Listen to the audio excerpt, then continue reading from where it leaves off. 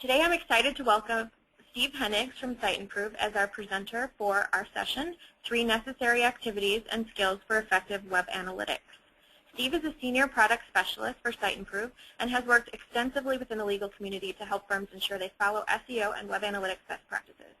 He's an online certified marketing professional, a marketing motive certified practitioner within the disciplines of search engine optimization and web analytics, and he also carries a certification for Google Analytics.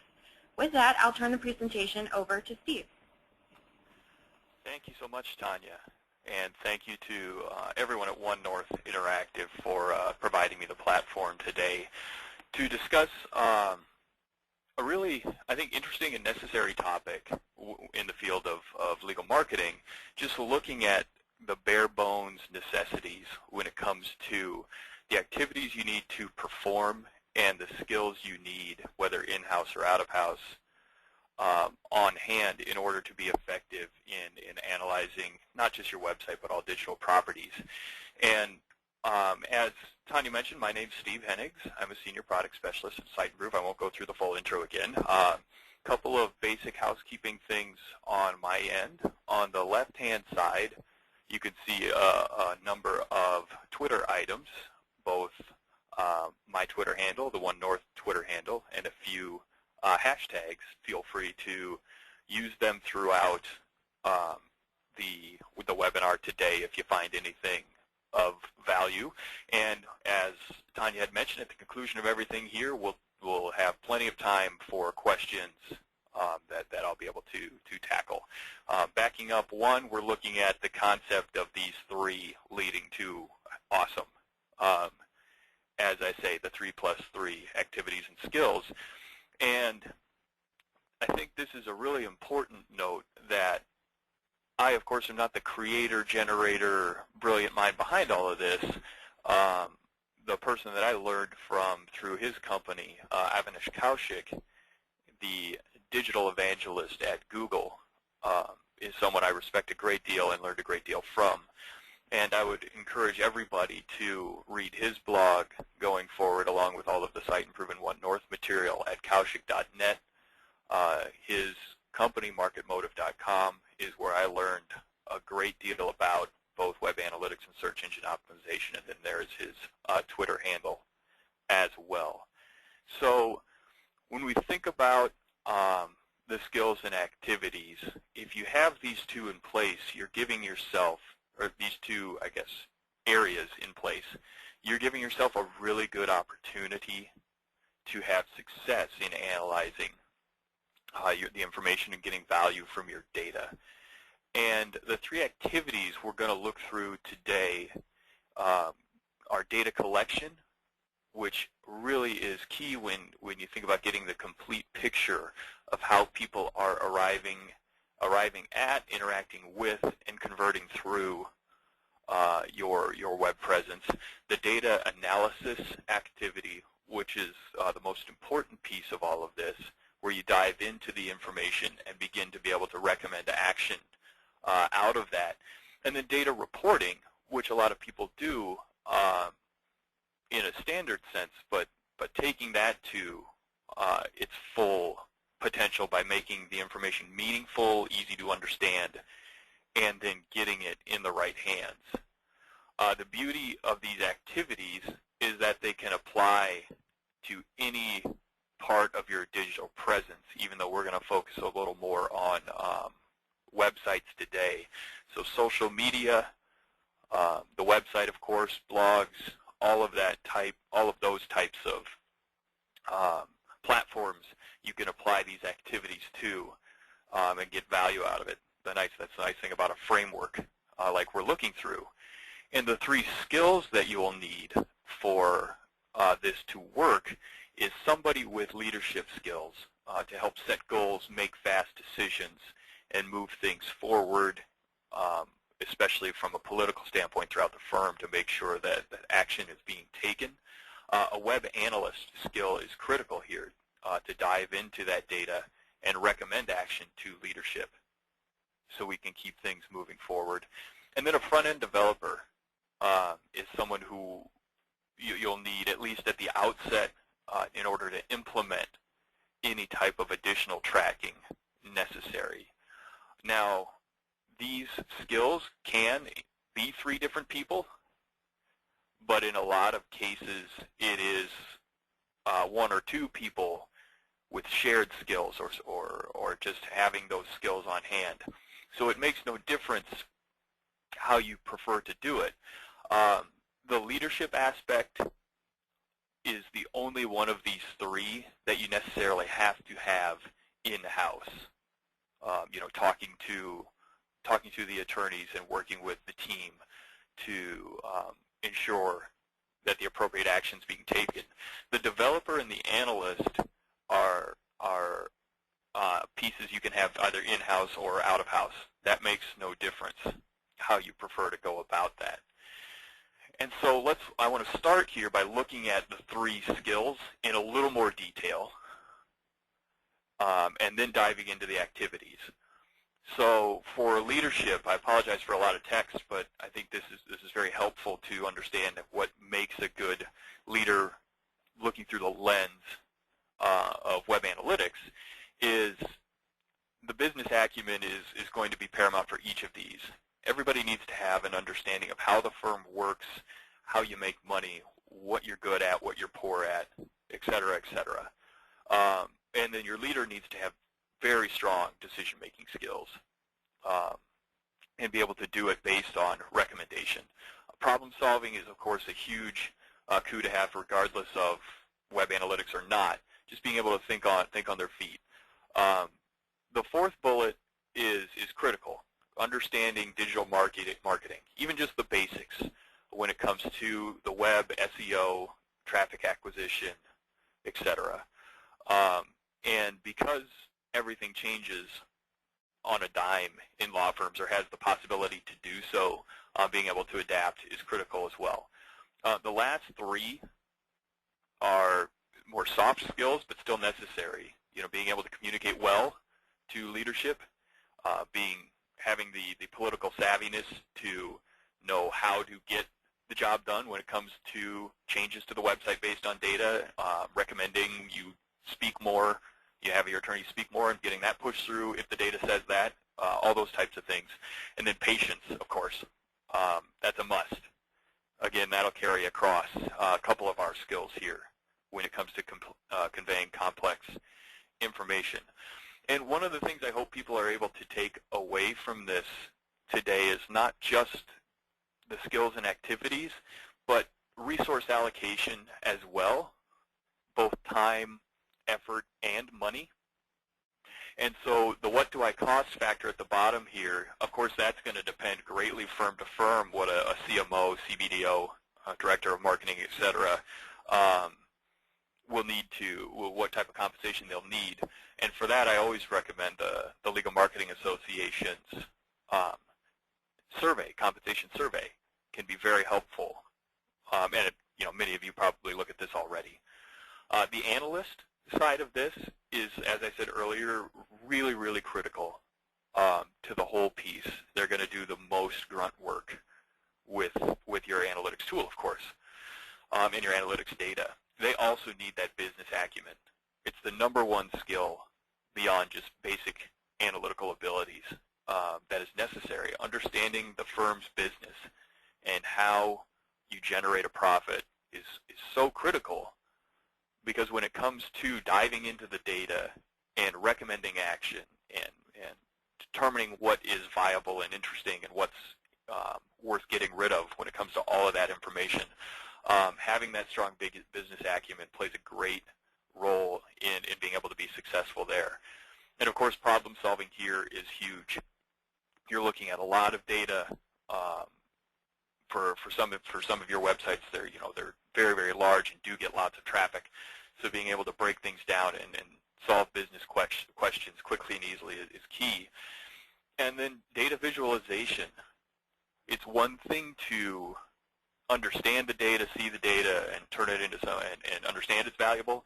It's a whole other skill to turn that into something that's easily consumed by leadership, whether it be through visual, using imagery or graphs or anything like that. being able to turn data into something leadership can look at a glance and say, I understand it, I see what you're recommending, and I can make a decision is huge. There needs to be that understanding. I guess I could have put digital marketing here, but that should, I suppose, be a given. But traffic drivers themselves need to be understood from a web analyst. You know, what is the framework for search engine optimization, and how can how does that play into the firm? You know, lots of law firms do email marketing, of course, almost every law firm. So having a strong, savvy understanding there is huge. And then other ways you acquire traffic, whether it be through search, sponsorships, social media, etc. The adaptation skills roll over here, as do, you can see the following four, the following two, were similar to the leader, the strong communication skills and the political skills.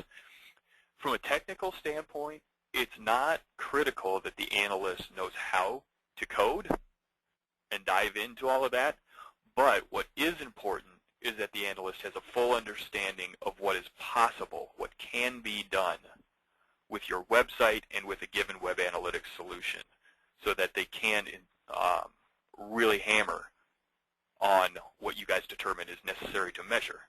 Patience, of course, same idea, very, very critical to convey complex information. And then because digital analytics, web analytics, etc., is such a and even SEO and things like that, such a fast-changing field, it's got to be someone who's a self-starter, who's willing to learn continuously to roll with those changes. Now, the cost element here, an entry-level web analyst, as you can see, makes $53,000 a year. And now that would be someone starting at more of an e-commerce website, a company that has an e-commerce website, where they're going to be looking at cost per acquisition and dollars per sale and things like that. I would not expect a law firm to invest that much in a web analyst. Maybe you look at bringing in kind of the hourly component, or having someone on retainer where you could be looking at $250 an hour or something like that for that set of skills. Or at the bare minimum, if you have a marketing technologist in-house, spending a little bit from the training standpoint, really getting them up to speed on the fundamentals of web analytics and ensuring they know all the basics. What is a conversion? How do we look at bounce rate and things like that? All of the little things that build up to making somebody a strong analyst, along with all of these skills. And then finally, looking at the front-end developer here. I don't want to spend as much time with this person, but the business acumen is still key to drive the right actions. They need to know JavaScript. Doesn't matter what analytics tool you have, there will be some work with JavaScript at some point.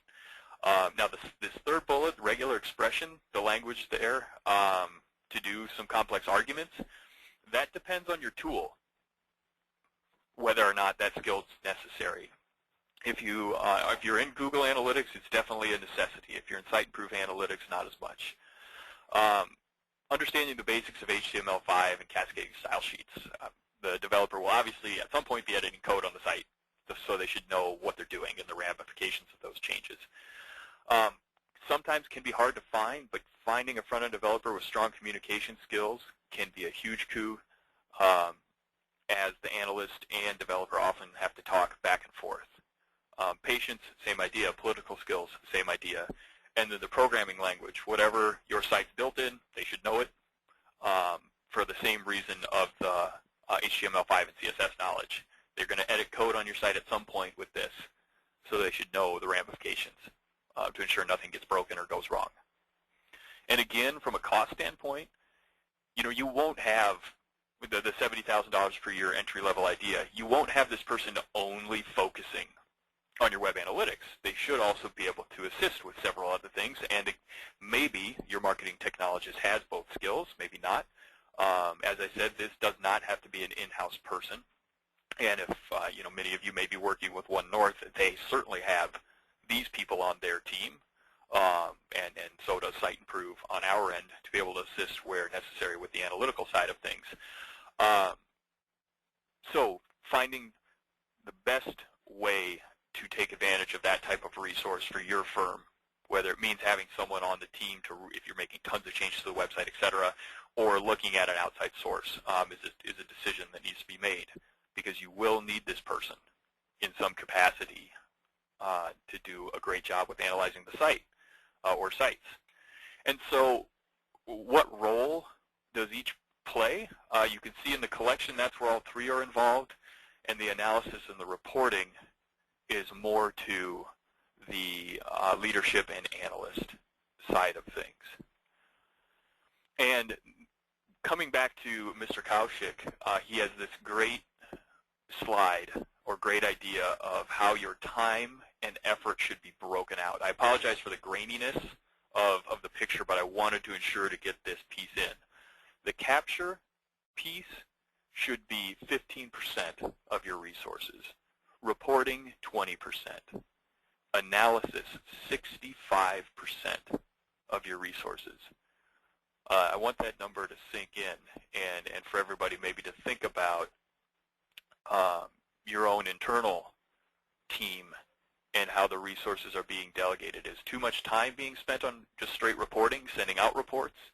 Have you taken the time, and we'll go through these activities in detail, but have you taken the necessary time to go through the capturing to make sure you have what you need?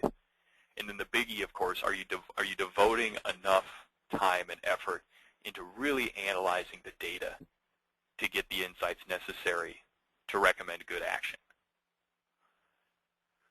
So I want to start with the data collection activity. And this should fall first to your analyst to ask some key questions of leadership. Try to get an understanding of what are the key performance indicators for our firm. And then the level below that, what are the smaller interactions or micro-conversions for our website? So that's question one.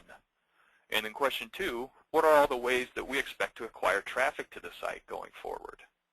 What are we spending time, money, effort, et cetera, on to bring people to our website, the hub of our digital presence? And then it goes to the leader. Here's where we need the political, the communication skills, and the decision-making to really talk with, usually the leader, when I'm talking here, I'm talking about the CMO, to be able to talk with firm leadership, other members of firm leadership, like the managing partner, like the managing committee, whatever it may be, to say we need to nail down what we see as being really important interactions for our website, the whole reason we have the website. And once that's figured out, go back to the analyst and say, let's get this implemented. This is a bit of a tough conversation, and so because of that, we do have some resources here throughout the blog that you can all have a look at either afterwards, etc. And the first is a deeper look at how to identify key performance indicators and microconversions on a B2B website like your firm's. And I'll have a slide at the end of this deck with helpful links, etc., that will be available to everyone as well. And so once we've got those identified, the analyst needs to take that information and begin chatting with the developer. And I've got 3 steps here from a capturing standpoint that we need to look at. The first one may seem rudimentary, but is often missed. Looking at the tracking code for the analytics tool itself and ensuring it's everywhere it needs to be. Looking into any customization is point 2. And then looking at tracking campaigns, which I'll dive into a little further, is point 3. So in step 1, I'm just using the Site Improve code as an example here. It'd be the same process, for Google Analytics or anything like that. So step 1, is the code on all my sites, and then from a Site Improve perspective, has our team activated those sites to be tracked? And this is an example of our JavaScript snippet. And as a test, on any page throughout a website, You can do a right click, look at the source, hit the View Source option on any web page, do a Control F. In our case, search for Site Improve. If it's Google Analytics, you search for ga.js on your pages. And I wish I would have put on here, there's also a little plug-in for Chrome that everybody can use. This just hit me that I should have added it. The Ghostery tool, Ghost, E-R-Y, is something that looks for tracking code on pages, so it's just a one-click thing. You don't have to go through all of this. So ensure that the code is everywhere. Blogs, microsites, every page of the website. Third-party tools, often newsletter sign-up options for firms. You can go through a third party. You don't want to miss out on that data. And so ensuring the code is there if possible is a step you should take. And once that's done, we got to think about, are all critical interactions being tracked? When the KPIs and microconversions have been agreed upon, the analyst, once the data or once the code is on all the site, needs to look into the chosen tool and determine if they're picking up everything that needs to be tracked. If that's not the case, there may need to be some customization done, which is called event tracking. And again, I've got a helpful blog post here that you can take a look at that dives into the details of that customization. And if you have the in-house resource of the developer, that's great. You'll be able to tackle that. Maybe just get a little helpful advice from either Site Improve or One North on getting that going. If you don't have someone who understands JavaScript, that's where you need to follow up with your analytics tool provider for that type of assistance, and even the assistance to customize some code that can pick up interactions. And a couple of these to look out for, these are four suggestions, but there's several more depending on websites. But PDF clicks, views to videos, clicks to vCards, anytime you have tab-based content on your site where the presentation of content changes, but the URL does not. There are several instances now of that in the legal community as kind of the chosen approach, bios especially, to showcase a lot of content without harming the user experience. Others would be clicks to email addresses, form submissions, things like that are all worth looking out for. But it all depends on going backwards to identifying the right key performance indicators. Step 4, are all my acquisition methods being tracked? So usually the answer is no, especially if you do email marketing, because that requires for your web analyst or someone on the team to ensure that campaign tracking is being used when you send out links via email. And so for the third and final blog post that we're going to push here, there's a rundown on how to make this part of your website measuring process, what you need to do in order to get that going. And when those 4 steps are done, you really now can be sure you have a complete picture of the data that you need to collect in order to understand all the ways people get to the site, all the things they're doing on the site, and any time they convert. And once that's good to go, the developer can then pass the ball back to our analyst to move on to the second activity of data analysis. Now, what this involves at a very basic level, there's more things that should be done, but I want to cover at least the basics here, is looking at those key performance indicators and microconversions to determine, first and foremost, how did they perform over a given time period, whether it be a couple of weeks, a month, a quarter, whatever. So let's look at one, maybe newsletter, publication subscribers being a key performance indicator. We can use that as an example.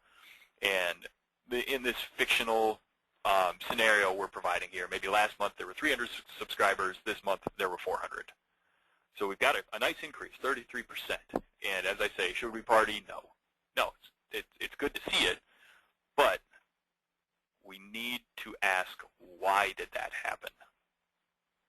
So once the big picture performance is clear, it is that analyst's job not only to ask why, but to begin to dig in.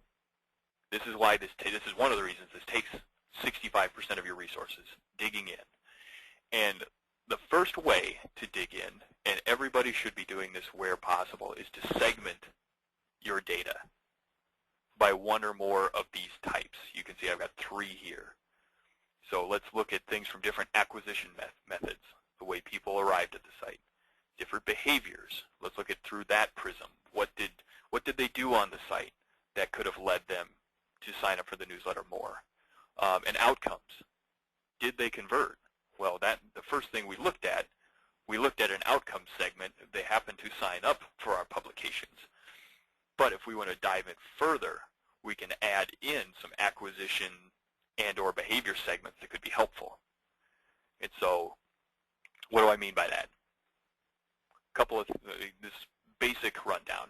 The KPI, in this case, the publication sign up, there's our outcome segment.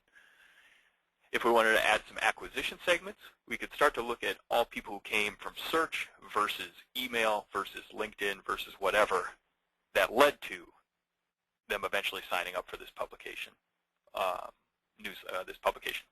And then behavior, if we wanted to even add a further prism, we could say, okay, how long did people stay that signed up for this publication? What pages did they visit? Lots of other different behavioral items that you can add to the pot to drill further into why you got this increase. But we're still not done when it comes to analysis. Segments are great and necessary, but all of this is worthless without context. This slide, I love this picture from the PubCon of, what measurement figures do you see that are total BS?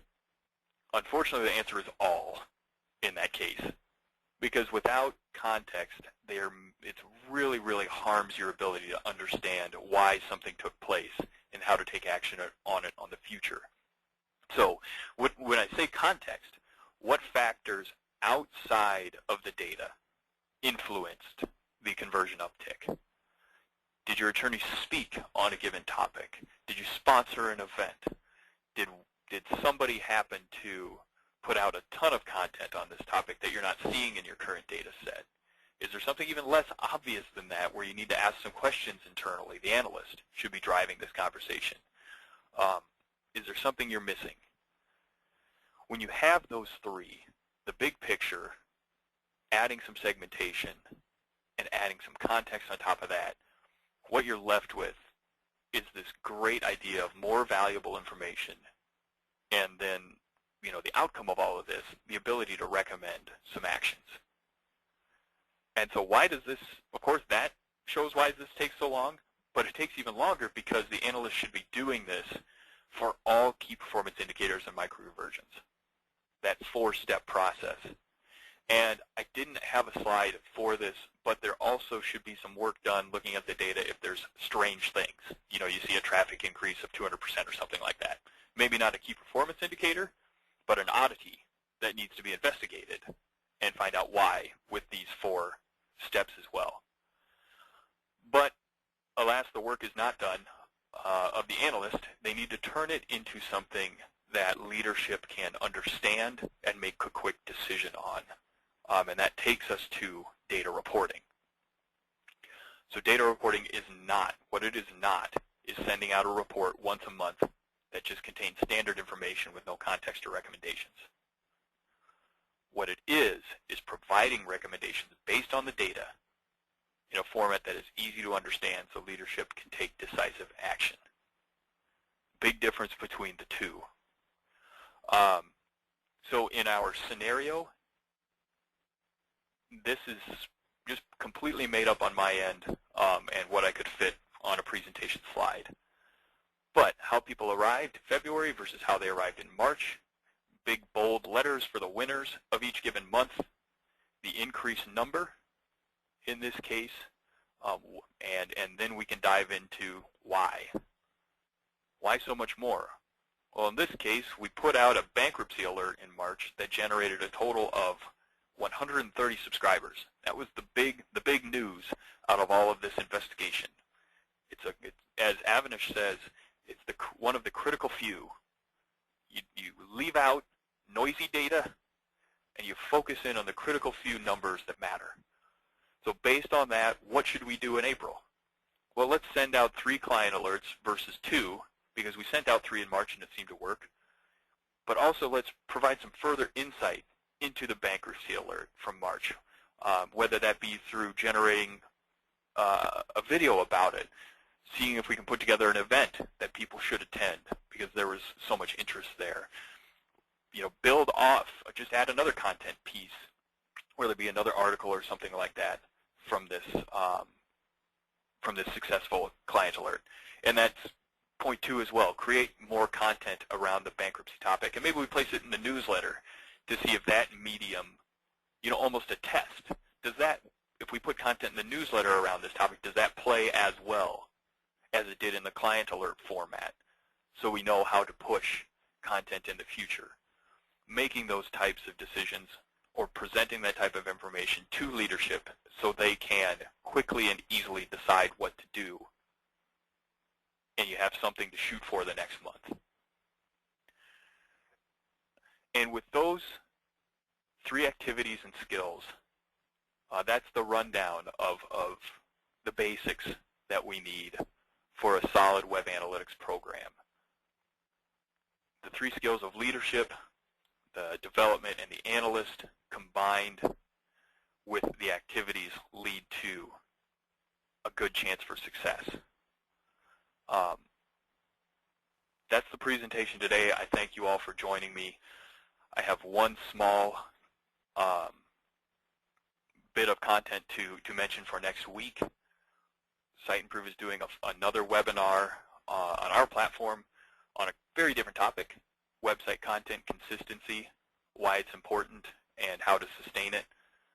So we're going to be looking at the harm that inconsistent content can have, why it's a problem, and how to attack it. All the information's here. If you can join me for that next week as well. And as promised, I have the helpful links here for everybody that will be part of this slide deck that I believe Tanya mentioned posting on SlideShare. We'll get it out there for everybody to take advantage of. I'd like to take any questions now at the tail end of our webinar here. We've got plenty of time to tackle what we need, and thank everybody for joining me. Yep, so as Steve mentioned, the slides will be available afterwards, but if you do have any questions that you want answered live during the webinar, you can submit them again using the question function located in the GoToWebinar control panel. That's at the right side of your screen. So we're just going to take a couple minutes here to collect the questions we've gotten so far, and then we'll be back with Steve and your answers. Okay, our first question is, you mentioned KPIs and micro-conversions. Is there a healthy number of KPIs and MCs to establish and track, or is it different for every business? That's a really great question. And while it is different for every business, you certainly don't want to have too many, would be the way to put it. The critical few idea is what I want to come back to. If you don't hone in on good information, you'll have too much noise. You'll have too much noise. That'll make it hard to analyze the data with any effort, right? You just don't have enough time to focus on the ones that are worth it. And the way to identify a key performance indicator, as is in the blog post on KPIs, is put a metric, any number on your site that you're considering for this through a little test. Is this number relevant to our business? Is it timely? Is it simple? And is it instantly useful? If it doesn't fit into one of those 4, if it fails any of those 4 numbers, then you sincerely need to remove it as a key performance indicator. It needs to be relevant, timely, simple, and instantly useful. Usually a good number to shoot for is 4. Don't have it any more than 4 key performance indicators. And that doesn't mean you always have to have the same key performance indicators. They need to be able to change as the needs of the firm change, as your initiatives change, things like that. Maybe once a quarter, it's good to review your key performance indicators to ensure that you're still on point with what you're tracking. Micro conversions, you can have a few more there because it's smaller interactions. Things like perhaps downloading an article to a PDF could be a micro conversion that shows engagement but maybe fails one of the 4 criteria for a key performance indicator. Or watching a video could be another micro conversion because, again, it shows engagement and may not be in that the holiest of holy, I guess, for a key performance indicator. But 4 KPIs is a strong number to try and stay under, and making sure but you don't have to have 4. Just make sure you put your data through the ringer of those 4 criteria: simple, relevant, timely, and instantly useful. And you should be able to keep things to a manageable level. Any favorite data visualization tools, that I'd like to share? I hate to say it, but Excel is still my best friend when it comes to turning things into good visual representation. You can do so much with graphs and things like that within Excel, which perhaps they should have put that as a skill on the web analyst, just a good understanding of Microsoft Excel to be able to, or numbers or whatever program you happen to use for your spreadsheet tool. But that is a great way to visualize data. And a good person to look up, actually she is really wonderful, does a lot with data visualization. Her name is, I believe it's Annie Cushing, is someone that I've had a lot of, learned a lot from in how to form graphs and create data visualization. So Annie Cushing is someone you should look up on Twitter, LinkedIn, etc. And so a following question here is, how often should data be analyzed and reported? I mean, that's going to be different for every firm, of course. And so a good rule to go by is whenever your initiatives change or any test you're running comes to fruition, that's when you need to analyze and report. So for some firms, that could be every couple of weeks. You go through a big initiative of pushing out content, and you've gone through, you've had a big, you've decided that this practice area you're going to focus really hard on and do a lot of different things around that. Well, then you should be focusing and analyzing that data in conjunction with that project, while maybe looking monthly or bi-monthly or something like that for oddities. Like I mentioned earlier, that if the traffic shoots up 200%, then you're just keeping an eye out for those things. But as far as the big key performance indicators and things like that, it should follow along with your project schedules and your initiatives. The whole point is to measure the success of your given, and failures of a given initiative, dive deeper into why it was a success or a failure, and then being able to take action going forward. I know that doesn't give people a hard, I need to measure it every month answer, but it really should line up with the initiatives that you have in the firm in an ongoing basis. All right, that's actually all the questions that we had come in. As always, if you have questions afterwards, feel free to reach out to myself, tortiz@onenorth.com, and I'll get your question in the right hands. I just want to take a second to say that we've had a wonderful partnership with Site Improve so far. It's great to be able to invite people like Steve to share their expertise and best practices with us, and then again pass that information along to you. So I'd like to once again thank Steve for joining us today and sharing his thoughts. Thank you everyone for joining us as well, and have a great day. Thank you.